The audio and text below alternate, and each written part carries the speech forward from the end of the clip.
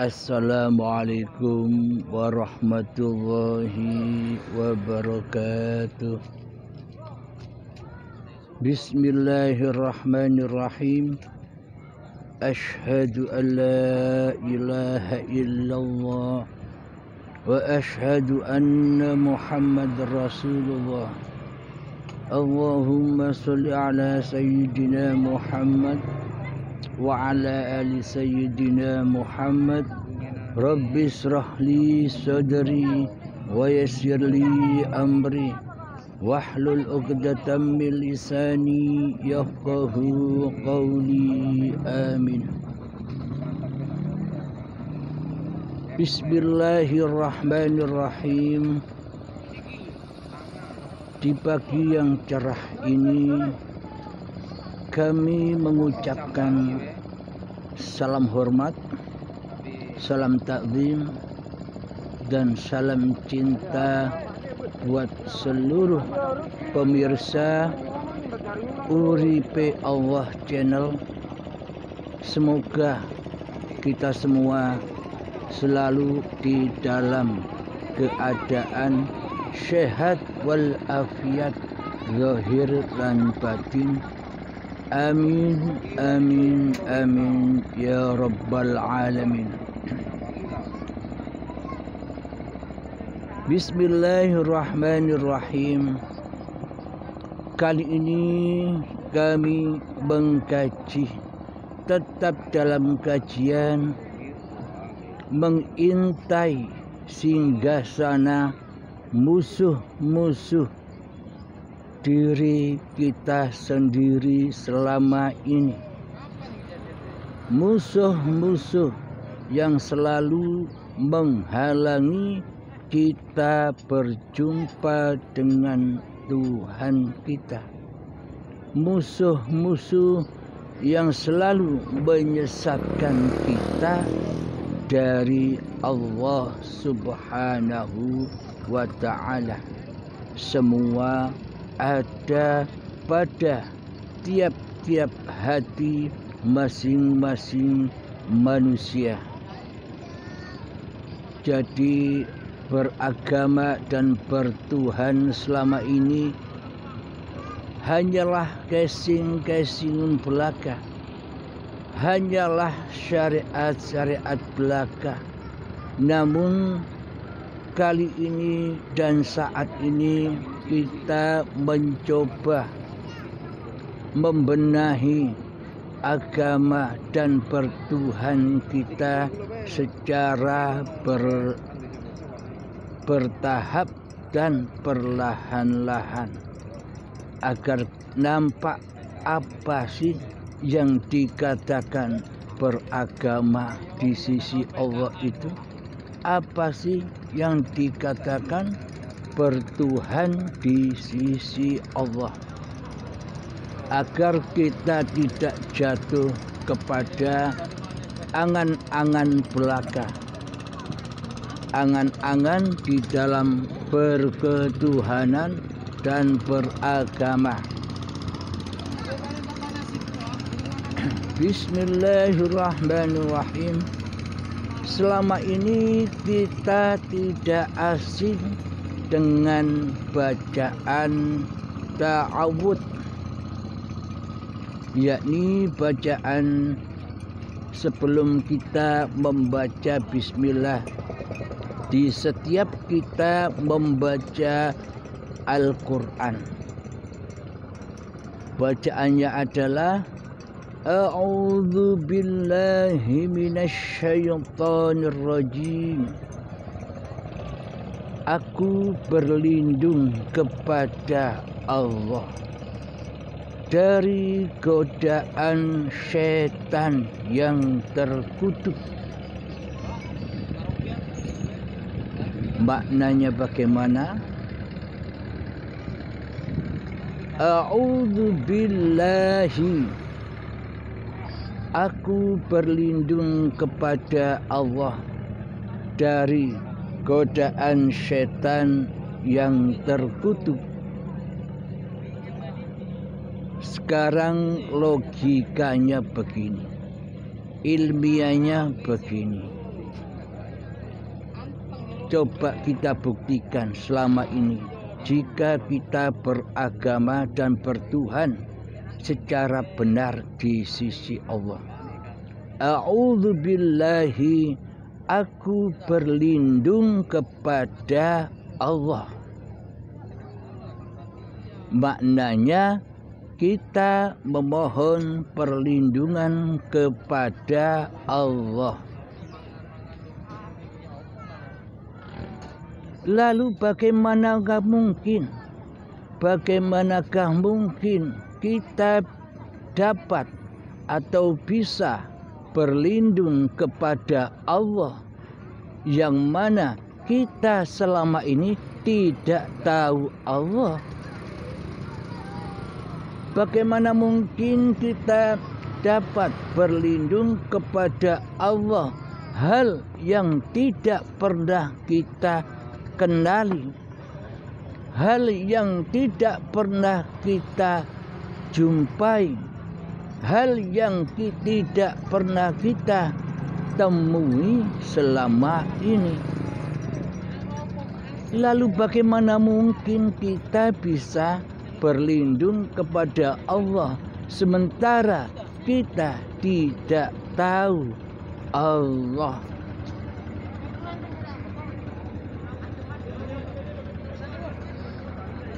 Berarti selama ini kita kan hanya angan-angan di dalam beragama dan di dalam bertuhan kepada Allah Subhanahu wa ta'ala. Bagaimana mungkin kita berlindung kepada hal-hal yang kita tidak tahu tempatnya di mana? Maka semuanya adalah mustahil. Karena hanya angan-angan belaka. Tentunya ketika kita a'udzubillah, aku berlindung kepada Allah, mestinya kita kenal dulu kepada Allah. Kita ingat dulu kepada Allah. Kita jumpa dulu kepada Allah. Baru kita bisa berlindung kepada Allah. Logikanya kan demikian. Bagaimana mungkin kita bisa berlindung kepada hal-hal yang kita tidak tahu apa itu? Allah, Allah, Allah itu kan hanya sesebutan saja selama ini. Hanya kata-kata saja. Tidak tahu maknanya, siapa hakikatnya Allah itu sebenarnya. Kita hanya asal membaca saja, tidak tahu maknanya. Meskipun tahu maknanya, tidak tahu hakikat makna itu sendiri. Maka dari itu, kenalilah Allah, jumpailah Allah, temuilah Allah, zat yang bernama Allah itu, agar kita selalu terlindung dari godaan setan yang terkutuk. Itu pertama. Jadi ketika kita memohon perlindungan kepada Allah, wajib kita tahu Allah yang tempat berlindung itu di mana. Nah, setelah kita tahu, pasti kita terlindung oleh Allah dari godaan setan yang terkutuk. Kemudian setan yang terkutuk, dari godaan setan yang terkutuk. Bagaimana mungkin kita bisa tahu godaan setan yang terkutuk itu bagaimana? Bagaimana mungkin kita bisa berlindung kepada Allah dari godaan setan yang terkutuk, sementara kita tidak tahu Siapa dia setan yang terkutuk itu? Nah, ini juga kan tidak masuk akal. Seolah-olah kita bisa melihat setan yang terkutuk yang menggoda kita. Sementara Allah dan setan selama ini gaib bagi kita. Manakah mungkin kita bisa berlindung kepada hal-hal yang gaib, yakni Allah, dan dari godaan setan yang terkutuk, sementara setannya gaib atas diri kita. Jadi semuanya muhal, hanya angan-angan hati belaka. Inilah bukti-bukti nyatanya bahwa beragama kita dan bertuhan kita selama ini hanyalah angan-angan belaka.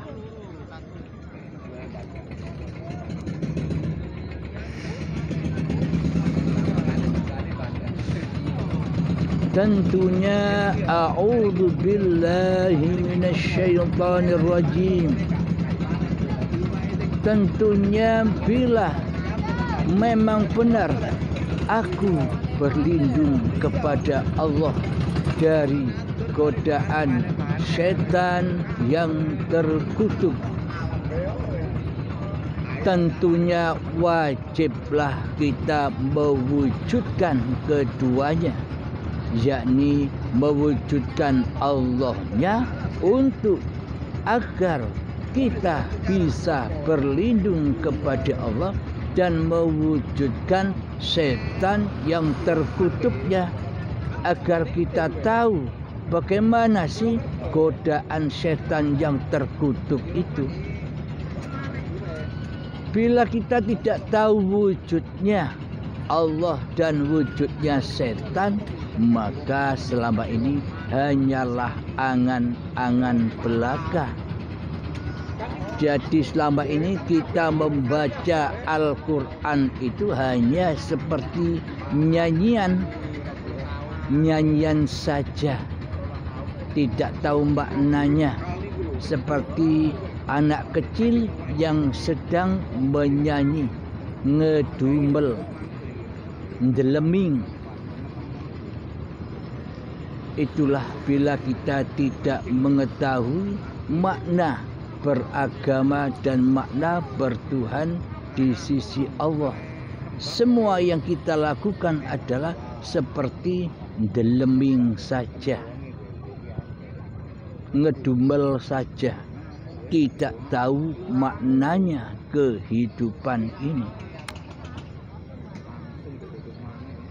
Jadi untuk mengetahui Allah, ya harus ngaji dulu, harus memahami dulu siapa Allah itu, agar kita bisa berlindung kepadanya. Tentunya kita semua ingin tahu Allah. Ya, mari kita kaji Allah itu siapa. Bismillahirrahmanirrahim. Allahu la ilaha illa huwal hayyul qayyum. Allah, tidak ada Tuhan yang berhak disembah. Dialah hidup yang kekal, lagi terus menerus mengurusi makhluknya.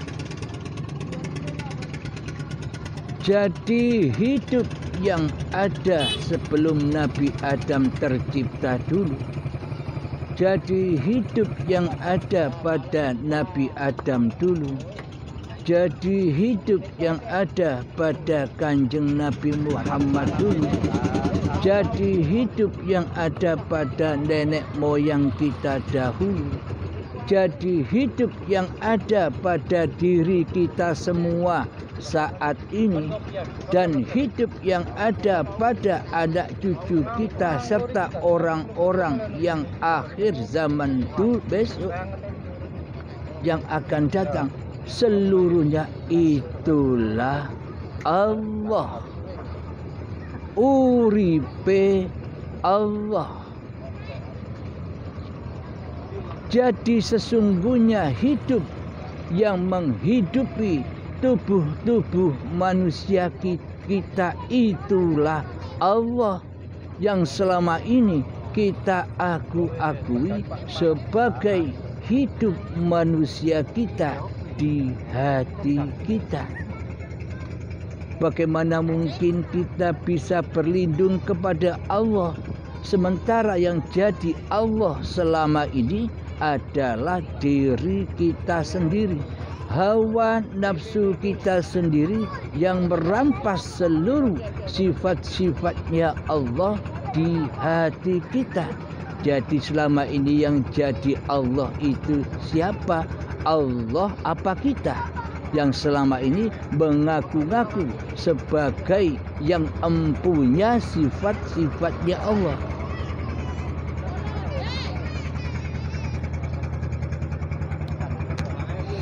Alhamdulillahirabbil alamin.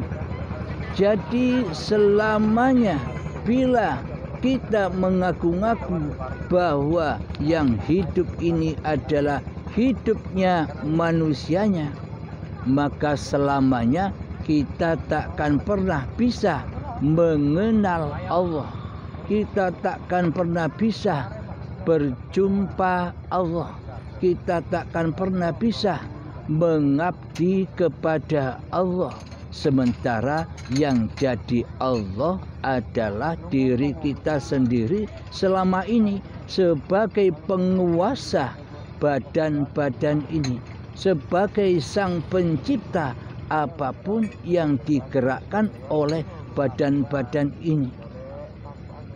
Jadi nyatalah kebobrokan kerajaan hawa nafsu kita selama ini yang mana merampas kerajaan Allah yang menghidupi diri manusia kita selama ini.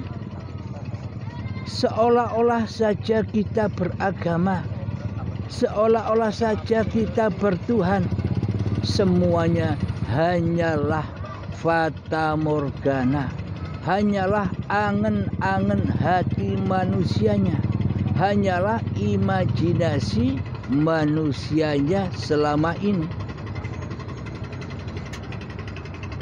Karena di alam semesta ini, karena di dalam hati kita ini yang ada siapa? Yang wujud siapa? Yang hidup siapa? Yang kuasa siapa? Yang punya kehendak siapa? Yang punya ilmu siapa? Yang punya penglihatan siapa? Yang punya pendengaran siapa? Dan yang punya kalam-kalam siapa? Selama ini kan diri kita sebagai yang mengakui mempunyai sifat-sifatnya Allah itu. Jadi selama ini kita tidak sadar, di hati kita selama ini kita ngaku-ngaku jadi Allah tapi tidak sadar. Jadi bagaimana mungkin kita bisa menyembah dan mengabdi kepada Allah sementara kitalah yang selama ini berposisi sebagai Allah di hati kita yang merasa sebagai penguasa hidup dan badan ini. Bagaimana mungkin kita dikatakan beragama dan bertuhan kepada Allah sementara penguasa di dalam hati kita adalah hawa nafsu kita sendiri sebagai penguasanya. Berarti selama ini kan kita tidak ridho, tidak rela bila Allah berkuasa atas hidup dan badan ini. Karena kitalah yang menjadi Tuhannya selama ini. Maka bagaimana mungkin a'udzubillahi minasyaitonirrajim, bagaimana mungkin kita bisa berlindung kepada Allah selagi kita yang jadi Allah. Sifat-sifat Allah sudah kita akui sebagai sifat diri manusia kita. Sementara Allah kita jadikan makhluk. Allah tiada, Allah gaib, Allah mati, Allah tidak kuasa. Di hati kita kan Allah tidak bisa apa-apa. Yang bisa apa-apa selama ini adalah kita. Berarti yang jadi penguasa itu siapa? Allah apa kita? Inilah kebobrokan iman kita di hati kita selama ini. Hanya seolah-olah saja beragama dan bertuhan di sisi manusia, di sisi syariat, untuk membungkus keateisan, untuk membungkus kekufuran, untuk membungkus kekafiran, untuk membungkus persekutuan-persekutuan hati kita kepada Allah. Karena yang jadi Allah, karena yang jadi penguasa adalah hawa nafsu kita sendiri selama ini. Coba hayati, coba fikirkan, dan coba tafakuri di dalam hati kita. Minasyaitonir rajim, dari setan yang terkutuk. Jadi setan itu menurut para alim ulama, menurut para kiai, menurut para ustadz, setan itu gaib, tak terlihat. Tapi menurut Allah di dalam Al-Quran, setan itu adalah musuh-musuhmu yang nyata, bukan gaib. Jika setan yang terkutuk itu gaib, bagaimana mungkin kita bisa memeranginya? Sementara perang yang teragung di alam dunia ini bukan peperangan fisik, bukan peperangan secara fisik, secara syariat. Sesungguhnya peperangan yang agung di sisi Allah itu adalah memerangi hawa nafsu kita sendiri di hati kita. Inilah peperangan yang agung. Inilah jalan fisabilillah di sisi Allah. Jadi sesungguhnya setan itu gaib apa nyata? Bila kita ikut manusia, pasti kita menuduh setan itu gaib. Tapi bila kita beriman kepada Allah, bahwa Allah berulang kali menyebutkan bahwa sesungguhnya setan itu adalah musuh-musuhmu yang nyata. Tidak gaib, setan yang terkutuk itu nyata. Siapakah gerangan setan yang terkutuk itu? Coba cek di hati kita. Yang jadi Tuhan itu Allah ataukah hawa nafsu kita selama ini? Itulah setan yang terkutuk. Jadi nyata bukan? Jelas bukan? Jadi yang dimaksud Allah setan-setan yang terkutuk itu adalah hawa nafsu manusia itu sendiri. Nah, gaib apa nyata kira-kira? Nyata bukan? Setan yang terkutuk itu adalah diri kita sendiri yang selama ini menjadi Tuhan atas hidup dan badan kita ini. Kitalah yang selama ini seolah-olah kita menjadi pencipta. Penciptanya badan, penciptanya keadaan badan apa saja. Seolah-olah kitalah yang merasa bisa duduk.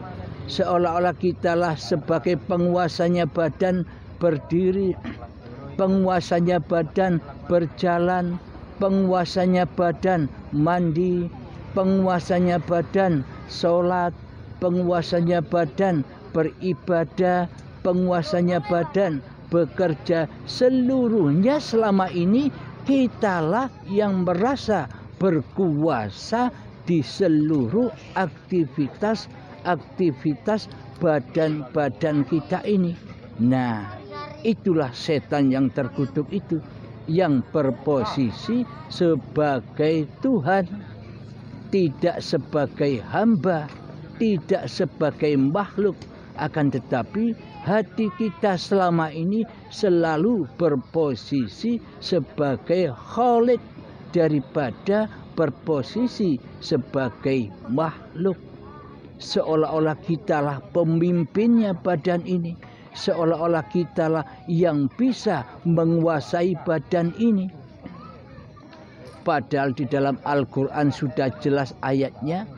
Allah dawuh kepada Kanjeng Nabi Muhammad sallallahu alaihi wasallam, Muhammad, bukan kamu yang melempar, tapi akulah yang melempar, kata Allah. Muhammad, bukan kamu yang memanah, akan tetapi akulah yang memanah, kata Allah. Muhammad, bukan kamu yang membunuh, tapi akulah yang membunuh, kata Allah. Nah, berarti yang jadi pemimpin, yang jadi raja di rajanya hati selama ini Allah, apa diri kita sendiri selama ini.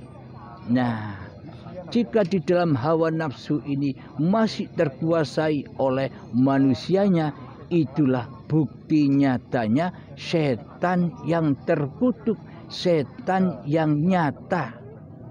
Karena selama ini tidak beragama dan tidak bertuhan di sisi Allah. Beragama dan bertuhan itu bukan babakan syariatnya saja, bukan babakan badan-badan saja, akan tetapi Allah tidak memandang rupa dan hartamu, Allah tidak memandang ilmu dan amalmu, Allah tidak memandang nasab-nasab kemuliaanmu di sisi manusia. Akan tetapi Allah hanya menyaksikan hatimu. Di dalam hatimu itu yang jadi Tuhan, aku, kata Allah, apakah dirimu? Nah, inilah sebagai penilaian Allah, yakni di hati kita. Jika yang jadi Tuhan di dalam hati kita manusianya, maka seluruh aktivitasnya, maka seluruh amaliannya pasti terbakar di dalam hawa nafsunya sendiri, terbakar di dalam anar. Itulah hakikat neraka jahanam di sisi Allah, yakni berbahan bakar badan-badan manusia dan hati yang keras melebihi kerasnya batu, yakni hati yang belum bertuhankan Allah. Yang jadi Tuhan di dalam hati kita selama ini adalah hawa nafsu kita sendiri yang berkuasa atas kehidupan dan badan kita sendiri selama ini. Jadi posisi hati kita selama ini seolah-olah kita ilustrasikan seperti wayang yang tidak mau didalangi oleh dalangnya. Wayangnya bilang begini, wahai dalang, aku tidak butuh kamu, aku tidak butuh hidupmu, aku tidak butuh kuasamu, aku tidak butuh kehendakmu. Aku bisa hidup sendiri, kata wayangnya. Aku bisa berkuasa sendiri, kata wayangnya. Aku bisa berkehendak sendiri, kata wayangnya. Inilah contoh-contoh hawa nafsu yang menjadi Tuhan bagi manusianya. Karena manusianya lebih cinta menyembah dan mengabdi hawa nafsunya sendiri daripada Allah sebagai Tuhan pencipta diri manusianya. Jadi semua amal kita selama ini bukan lillahi ta'ala, tidak akan pernah bisa lillahi ta'ala kecuali li nafsi.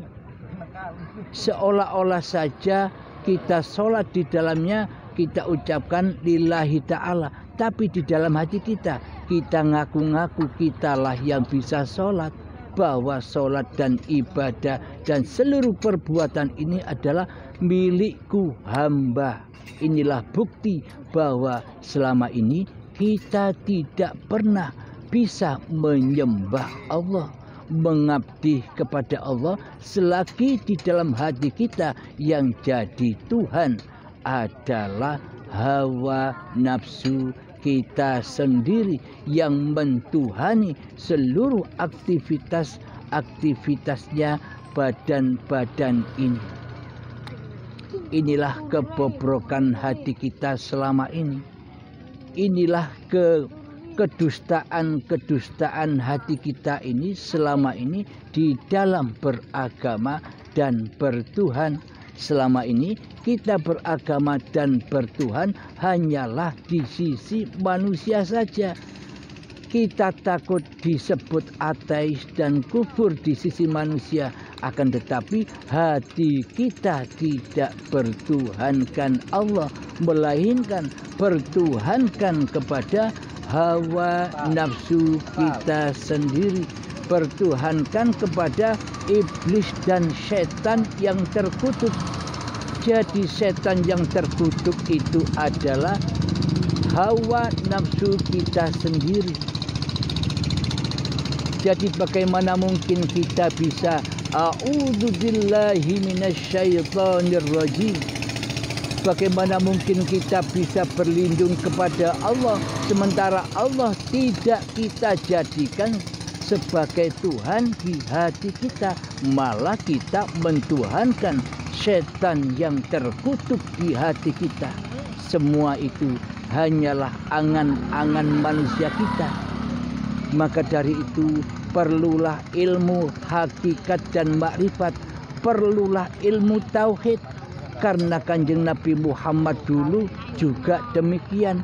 Sebelum syariat didatangkan, Kanjeng Nabi Muhammad sudah berhakikat dan bermakrifat. Hatinya sudah bertauhid. Hati Kanjeng Nabi Muhammad sudah mentauhidkan Allah di hatinya daripada mentauhidkan hawa nafsunya di hatinya. Jadi yang ada di dalam keadaan hati Kanjeng Nabi Muhammad itu sudah tiada Muhammadnya, yang ada hanya Allahnya yang berkuasa atas diri Muhammadnya. Inilah kondisi Kanjeng Nabi Muhammad, kondisi hati Kanjeng Nabi Muhammad sebelum kedatangan syariat, sebelum kedatangan perintah sholat di dalam Isra Mi'raj. Jadi Kanjeng Nabi Muhammad itu tauhid dulu, beriman dulu, baru berislam, baru melaksanakan rukun Islam secara syariat setelah Kanjeng Nabi beriman kepada Allah. Jadi bila syariat kita, bila ibadah dan sholat kita tidak dilandasi dengan iman, maka hawa nafsulah sebagai Tuhannya. Hawa nafsu ngaku-ngaku, ini sholatmu, ini ibadahmu bro. Jadi manusia disesatkan oleh setan yang terkutuk di hatinya. Seolah-olah kitalah sebagai Tuhannya. Tuhan penguasa di dalam sholat kita, Tuhan penguasa di dalam seluruh ibadah kita, Tuhan penguasa di seluruh apapun aktivitas kita selama ini. Siapa yang mentuhani di dalamnya? Kan diri kita sendiri sebagai Tuhannya selama ini. Ya tidak? Alhamdulillahirabbil alamin. Maka marilah kita mulai belajar sedikit demi sedikit untuk agar kita bisa mutmainnah, agar kita bisa menerima husnul khotimah sebelum kematian kita. Jadi sebelum mati hatinya sudah husnul khotimah. Selama ini kan hati kita su'ul khotimah, yakni hati kita kembali kepada setan yang terkutuk daripada kembali kepada Allah. Yang kita tuhankan selama ini kan hawa nafsu kita sendiri. kita seolah-olah saja nyembah Allah, padahal kita tak mengenal siapa Allah. Semuanya adalah kedustaan belaka. Hidup kita dusta selama ini. Sejak akil baligh sekitar umur TK hingga setua ini, hidup kita selalu di dalam kedustaan. Hidup kita selalu di dalam kekufuran. Hidup kita selalu di dalam persekutuan Allah terhadap kita sendiri. Kitalah yang selama ini ngaku-ngaku punya sifat wujud. Kitalah selama ini yang ngaku-ngaku punya sifat hidup. Kitalah yang selama ini yang ngaku-ngaku punya sifat kuasa. Kitalah selama ini yang ngaku-ngaku punya sifat kehendak kerentek. Selama ini kitalah sebagai penguasanya. Jadi Allah selama ini kita jadikan makhluk, seolah-olah Allah itu makhluk.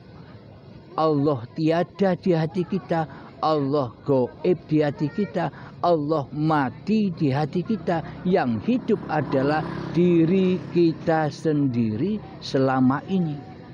Inilah iman dan akidah yang terbalik. Yang jadi kholik kok dijadikan makhluk, yang jadi makhluk kok dijadikan kholik. Inilah bukti akidah dan iman kita, keyakinan kita yang selama ini terbalik. Mestinya kan yang tiada, mestinya yang ada itu kan manusia kita. Yang tiada mestinya manusia kita. Yang gaib mestinya manusia kita, bukan Allah.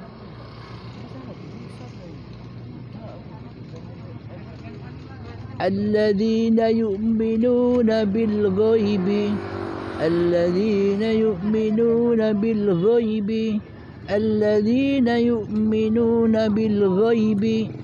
Orang-orang yang berimanlah yang percaya kepada barang yang gaib. Pengertian kita selama ini yang gaib itu Allah.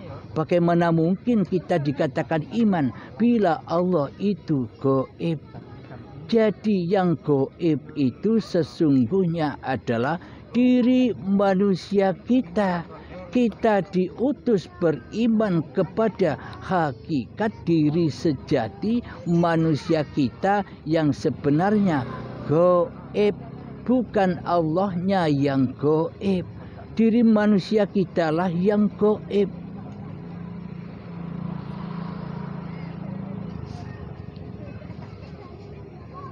Maka dari itu bertaubatlah menjadi Tuhan. Bertaubatlah menjadi imamnya hati. Karena selama ini kitalah yang merasa jadi imam. Allahnya disuruh jadi makmum. Seolah-olah kitalah yang bisa mengatur Allah dengan semua doa-doa kita. Seolah-olah Allah itu babu kita. Kitalah yang menjadi penguasanya selama ini. Sebenarnya bila kita bertuhankan Allah kan hati kita selalu sami'na wa ata'na. Selalu nerimo ing pandum. Jadi hatinya berserah diri kepada Allah. Inilah yang dimaksud manusia yang bertuhan di hatinya. Jadi di hatinya sudah tak ada manusianya.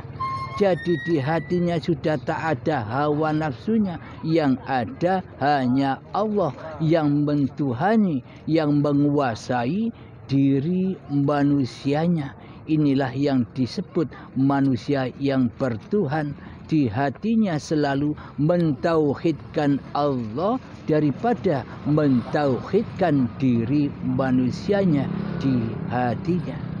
Inilah kondisi iman tauhid keadaan Kanjeng Nabi Muhammad sallallahu alaihi wasallam di hatinya. Coba kita logikakan. Apakah mungkin sholatnya Kanjeng Nabi Muhammad seperti sholat kita? Ketika Allahu Akbar, Disuruh sholat di dalam diri, malah kita keluar dari diri. Disuruh sholat di dalam masjid, malah kita keluar dari masjid. Ketika Allahu Akbar, diri kita keluar menuju hal-hal yang kita cintai, yakni dunia. Ketemu dunia. Inilah bukti bahwa selama ini kita tidak pernah menyembah Allah di dalam sholat kita. Kita hanya menyembah dunia, apa yang kita ingat di dalamnya. Bagaimana mungkin kita mengharapkan pahala dari Allah sementara kita tidak pernah menyembah Allah di dalam hati kita? Inilah realita kebobrokan hati kita di dalam beragama dan bertuhan selama ini. Kita hanya ikut contoh dohiriyah Kanjeng Nabi Muhammad saja, ikut gerak-geriknya badannya saja. Kita luput mencontoh keadaan hati Nabi ketika beribadah, hati Nabi ketika sholat. Kita tidak peduli, yang penting nyontoh raganya, yang penting nyontoh kelambinya. Sedangkan hati kita tidak pernah mencontoh bagaimana Kanjeng Nabi bertuhan di hatinya.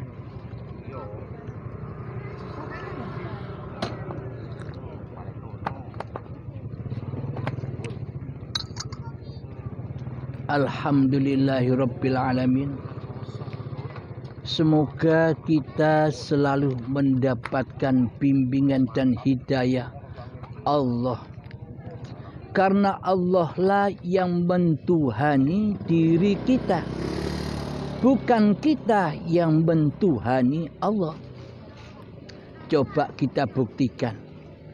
Bila hidup ini hidup milik manusia kita, ketika bayi, apakah kita bisa menyaksikan bahwa kita dulu pernah hidup sebagai bayi? Paling kita ingatnya saat TK, baru kita mulai ingat kehidupan kita. Saat bayi, saat berada di alam arham, ketika jadi janin, apakah kita ada? Kan tidak. Inilah bukti nyata bahwa hidup ini Allah, bukan hidup manusia kita. Logika badan lagi. Badan ini selama ini seolah-olah milik manusia kita. Logikanya begini.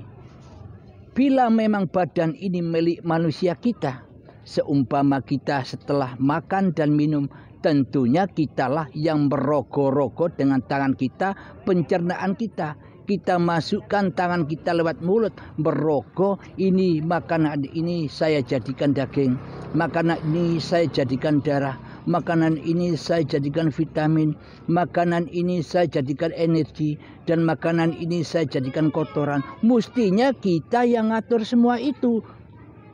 Bila memang badan ini milik kita, itulah yang tidak pernah kita pikirkan. Kita hanya tampil sebagai Tuhan di luar badan. Sementara kita tidak tahu siapa penguasa di dalam badan ini. Sehingga jantung bisa bergerak. Jantung bisa berposisi sebagai porsinya. Ginjal, usus, semuanya fungsi. Siapa yang memfungsikan? Kita. Bukan. Kita hanya sebagai pengaku-pengaku saja. Kita inilah setan yang terkutuk itu, yang ngaku-ngaku, bukan haknya. Inilah bukti bahwa hidup dan badan ini bukan manusia. Hidup dan badan ini adalah dohir batinnya Allah. Hanya Allah lah yang punya sifat dohir batin, bukan manusia. Manusia itu adalah hal yang tak dapat disebut. Coba cari di surat Al-Insan ayat pertama. Sesungguhnya manusia itu tidak dapat disebut. Kita bisa menyebut bahwa diri kita manusia karena ada Allah. Karena kita hidup. Coba kita kalau mati, Coba kita tidak bersama Allah, apakah kita bisa menyebut bahwa diri kita manusia? Selama ini kita berposisi sebagai Tuhan daripada berposisi sebagai makhluk. Selama ini yang kita abdi, yang kita sembah di dalam hati kita hanyalah hawa nafsu kita sendiri. Kita lebih cinta berwalikan kepada hawa nafsu kita sendiri daripada berwalikan kepada Allah Sang Pencipta diri manusia kita.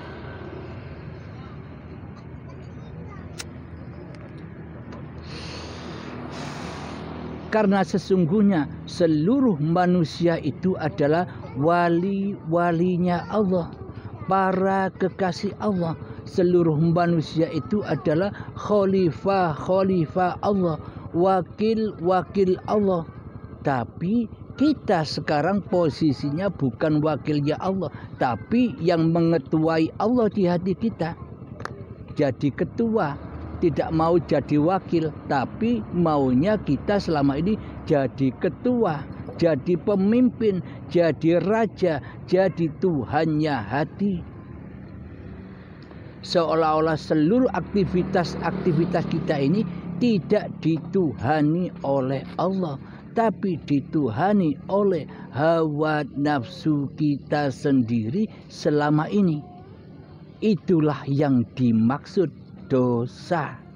Itulah yang dimaksud anar, neraka di sisi Allah. Selagi ada bahan bakarnya badan-badan manusia dan hati yang keras melebihi kerasnya batu, yaitu neraka. Kapan neraka? Ya sekarang, bukan besok. Kalau besok sudah tidak ada bahan bakarnya, yang banyak bahan bakarnya kan sekarang.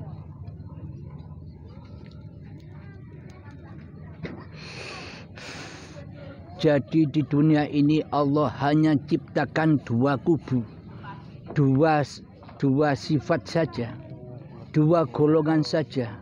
Satu golongan para nabi dan yang kedua golongan Fir'aun.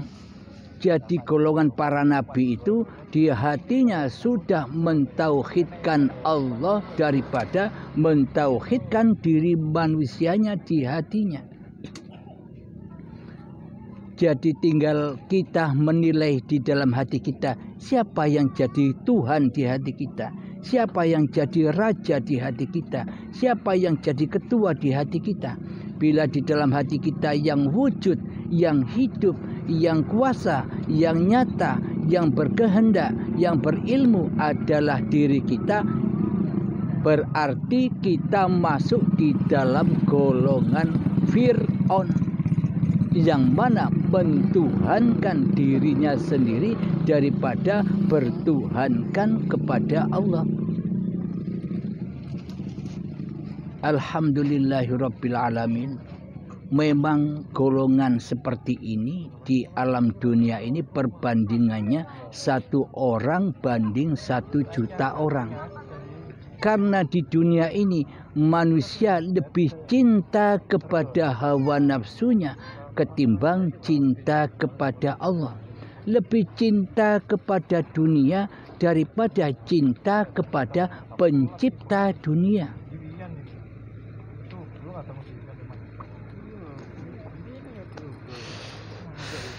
Alhamdulillahirabbil alamin. Semoga saya dan semoga kita semua selalu diberikan hidayah oleh Allah Subhanahu wa ta'ala, selalu diberi bimbingan oleh Allah Subhanahu wa ta'ala, selalu disadarkan oleh Allah Subhanahu wa ta'ala bahwa Allah lah Tuhan pencipta diri manusia kita.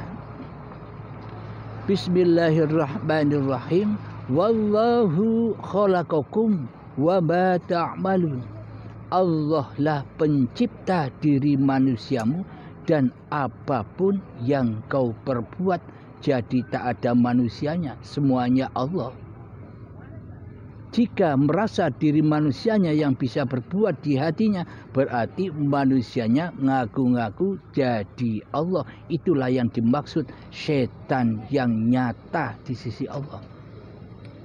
Bagaimana mungkin kita bisa berlindung kepada Allah dari godaan setan yang terkutuk, sementara yang jadi setan kita sendiri. Jeruk makan jeruk namanya. Alhamdulillahirabbil alamin. Semoga pengajian ini bisa bermanfaat terutama untuk diri saya sendiri dan para pecinta Uripe Allah channel. Semoga kalian semua selalu di dalam kebahagiaan di dunia dan di akhirat. Bismillahirrahmanirrahim. Rabbana atina fid dunya hasanah wa fil akhirati hasanah wa qina adzabannar. Rabbana atina fid dunya hasanah wa fil akhirati hasanah wa qina adzabannar. Rabbana atina fid dunya hasanah wa fil akhirati hasanah wa qina adzabannar. Wa sallallahu ala sayyidina Muhammad wa ala alihi wa sahbihi wa sallam. Walhamdulillahi rabbil alamin. Akhirul kalam. Assalamualaikum warahmatullahi wabarakatuh.